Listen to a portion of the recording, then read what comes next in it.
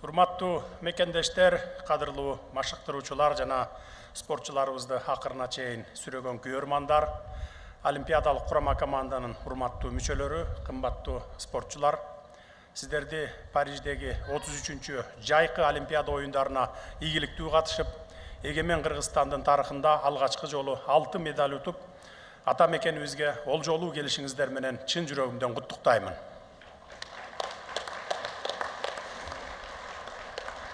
Өзүңүздөр билгендей, кыргыз спортунун кышын кынап, пайдубалын түптөгөн, кыргыз элине эбегейсиз сыймык тартуулаган, аттары тарыхта алтын тамгалар менен жазылган улуу инсандарыбыз бар. Бүгүн мына ошол аталар баштаган жол уланып, көз алдыбызда Париж Олимпиадасында кыргыз спортчуларынын көрсөткөн ийгиликтери менен жетишкендиктеринин аркасында кыргыз спортунун жаңы тарыхы жазылууда. Бул жолку Олимпиада оюндары Кыргызстандын тарыхындагы эң ийгиликтүүсү, жемиштүүсү болуп калды десем жаңылышпаймын.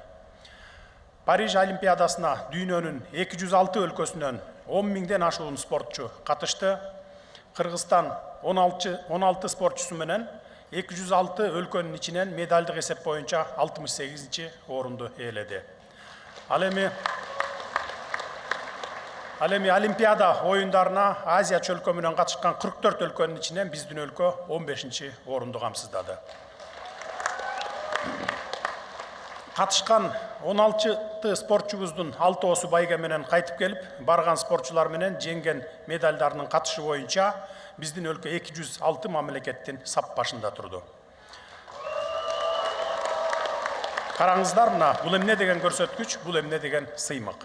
Мына ошондуктан миллиондогон күйөрмандардын атынан, жалпы кыргызстандыктардын атынан баарыңыздарга ыраазычылык билдиремин. Силер жараткан ийгиликтер элиңердин төбөсүн көккө жеткире кубантып, ажайып сезимдерге бөлөп, мекенге болгон сүйүүсүн арттырып, улут биримдигин чыңдоого өзгөчө жетишкендик болду. Кыргызстан бул ийгиликке жетүү үчүн социалдык өнүгүүнүн артыкчылыктарынын бири катары улуттун саламаттыгы менен адеп ахлагына терең маани берип, дене тарбия жана спортко өзгөчө мамиле жасоо саясаты аркылуу ишке ашырууда. Урматтуу мекендештер, бул Олимп оюндарынын жыйынтыгы боюнча биздин баатыр балбандарыбыз Айсулуу, Акжол, Мээрим тарых жаратып, 2 рет удаасы менен Олимп оюндарынын байге ээлери болушту. Аты аталган балбандар силер бардыгыбызды кубанычка, сыймыкка бөлөдүңөр десек жаңылышпайбыз. Өзгөчө Айсулуу алтын кызыбыздын жаракатына карабастан коло байгеси үчүн күрөшү баарыбыздын эсибизде калды десем жаңылышпаймын. Силердин ар бир медалыңар, ар бир жеңишиңер биз үчүн алтын. Силердин өзүңөр биз үчүн алтынсыңар. Жалпы Кыргызстан эли силер менен сыймыктанат. Ал эми бизде эле эмес, бүт бокс дүйнөсүн таң калтырган Мунарбек өзгөчө алкышка, өзгөчө мактоолорго арзыйт.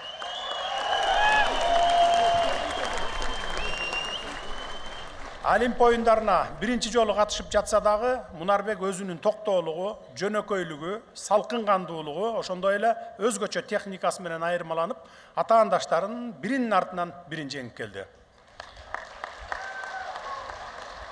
Мунарбектин жеңиши кыргыз боксунун тарыхында Олимпиада оюндарынын алгачкы медали болуп калды. Буга чейин Мунарбек дүйнө чемпионатынын байге ээси болсо, эми Олимпиада оюндарында бокс боюнча алгачкы медалды жеңип, дагы бир жолу кыргыз боксунун тарыхын жаңылады.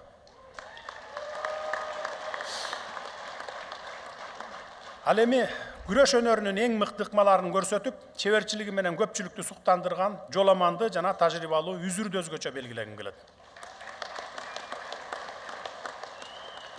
Булар бүйүр кызыткан күрөш тартуулап, Олимпиада оюндарында өзүнүн медаль эсептерин ачышты. Амантур, Айпери, Бекзат балбандарыбызга бул ирет ийгилик жылмайбай, медаль алууга бир кадам жетпей калышты. Силер буга эч капа болбогула, силердин келечегиңер алдыда. Менимче, биздин жаш спортчуларыбыз үчүн дүйнөнүн алдыңкы 5 спортчусунун катарына кирүү дагы бул чоң жетишкендик. Ушундай эле медаль утууга бир кадам жетпей калган биздин эң тажрыйбалуу балбаныбыз аял жөнүндө дагы бир эки ооз сөз айта кетейин. Аял 3 рет Олимпиада ойындарына Кыргызстандын намысын коргоп келди. Азия биринчилигин жеңди, байге ээси болду. Эми минтип Париж Олимпиадасында өзүнүн жогорку жетишкендиктеги спорттук карьерасын аяктап жатат.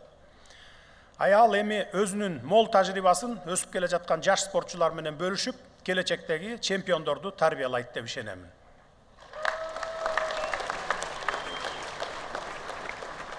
Мындан сырткары суучул уулубуз Денистин деңгээли жылдан жылга өсүп, кыргыз спортчусу тарыхта биринчи жолу сууда сүзүү боюнча 200 метрлик дистанцияда Олимпиаданын жарым финалына катышты.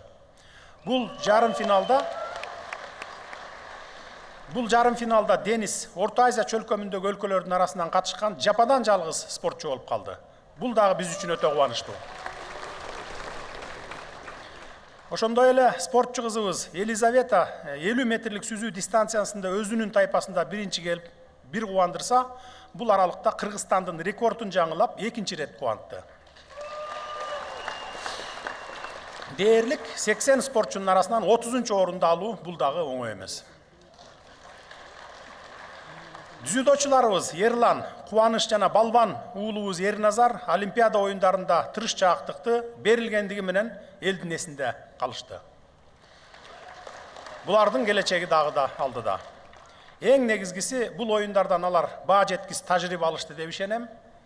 Олимпиаданын каныша саталган жеңил атлетика боюнча Кыргызстандын намысын жападан жалгыз коргогон Сардана кызыбызга дагы ыраазычылык билдирем. Марафон өзүңүздөр билгендей эмне деген даярдыкты, эмне деген чыдамкайлыкты талап кылат. Ошол кыйынчылыктардын баарын басып, 42 километр аралыкты чуркап өтүп, 90дон ашык марафончунун ичинен 14-чү болуп келишинин өзү эле баатырлык. Ошондой эле Сардана кызыбыз бул көрсөткүч менен улуттук рекордубузду дагы жаңылады. Бүгүнкү иш-чаранын урматтуу катышуучулары, азыр биз эл аралык спорт майданында мамлекетибиздин намысын татыктуу коргоп, эң жогорку чеберчилик көрсөткөн каармандарыбызды, баатырларыбызды, олимпиадалык курама команданын мүчөлөрүн салтанаттуу тосуп, аларга ыраазычылыгыбызды билдирип, жалпы элибиздин кубанычын тең бөлүшөлү деп чогулуп отурабыз. Деги эле Кыргызстандын намысын коргой турган бардык мелдештер өтө маанилүү жана өтө жоопкерчиликтүү.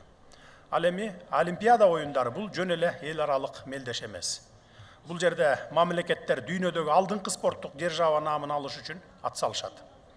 Билгенге, түшүнгөнгө бул оюндарда өз өлкөсүн татыктуу көрсөтүп, лидерлердин катарына кирүү бул улуттук кадыр барк, улуттук ар намыс.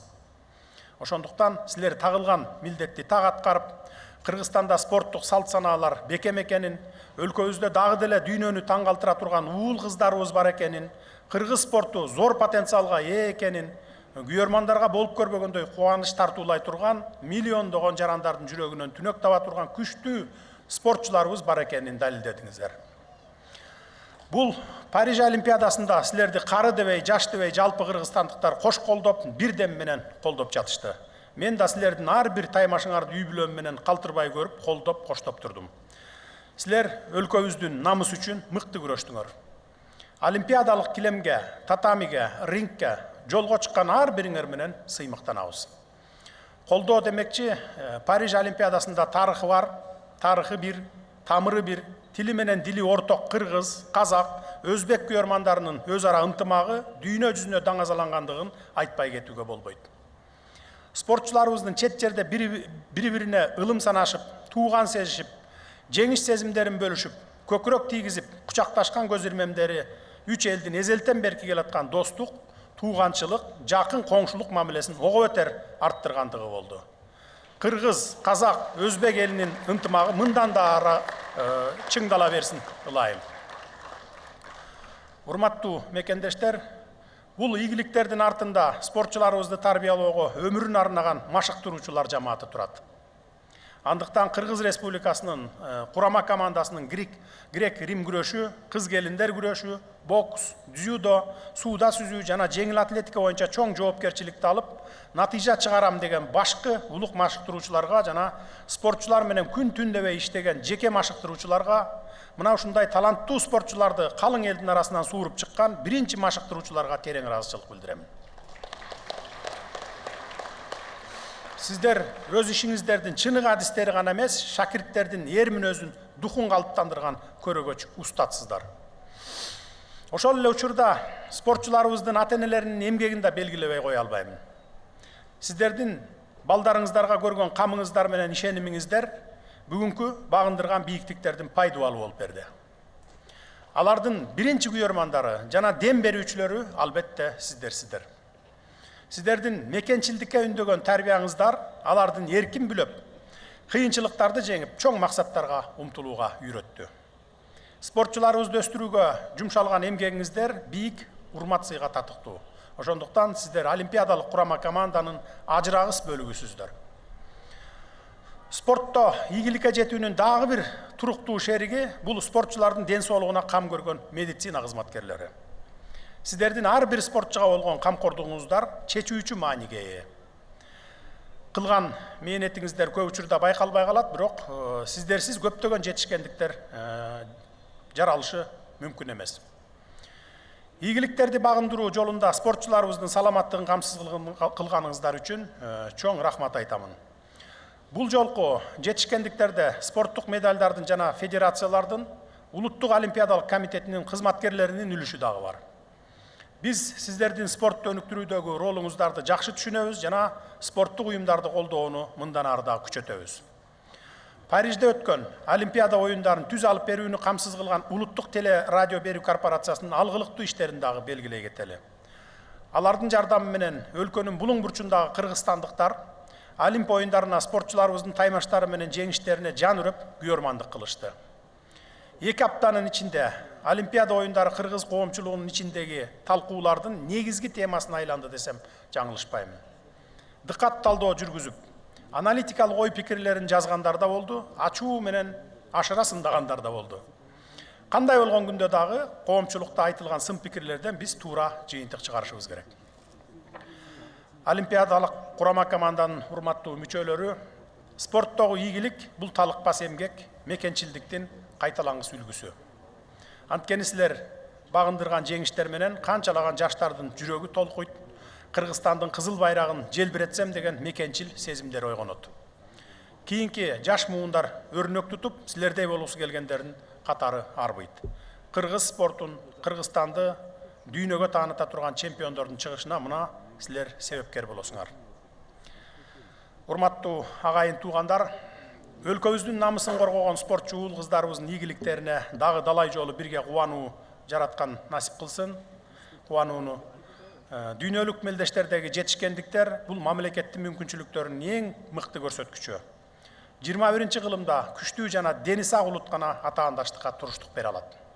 Андыктан атаандаштыкка умтулган дени сак улутубуздун чыңдалышына салым кошкон спортчуларыбызга жана аларга дем күч берген тараптардын баарына дагы бир жолу ыраазычылык билдиремин. Ал эми жеңүүчүлөрүбүзгө болсо чемпиондук наамды өмүр бою кадыр барк менен татыктуу алып жүрүүнү, ошондой эле маалда жөнөкөй мээнеткеч, кичипейил, намыска бек атуул бойдон калууну каалайм. Мамлекет мындан ары дагы спортту, спортчуларыбызды колдоону, аларга керектүү шарттарды түзүүнү уланта берет. Бизди алдыда 2028-жылы Американын Лос-Анджелес шаарында өтө турган Олимп оюндары күтөт. Кийинки Олимпиадага азыр таңгам көрүп, кетирген кемчиликтерибизди жакшылап изилдеп чыгып, татыктуу даярданалы, спорттогу тарыхыбызды кайрадан алтын тамгалар менен жазууга багыт алалы, жол чабалы. Кыргыз спортунун келечеги кийинки муун үчүн жаңы мүмкүнчүлүктөрдү түзүп, жаштарыбызды жаңы бийиктиктерди багындырышына шыктандыралы. Кыргызстандын 33-жайкы Олимпиада оюндарынын жеңиштери баарыбызга кут болсун. Көңүл бурганыңыздар үчүн рахмат.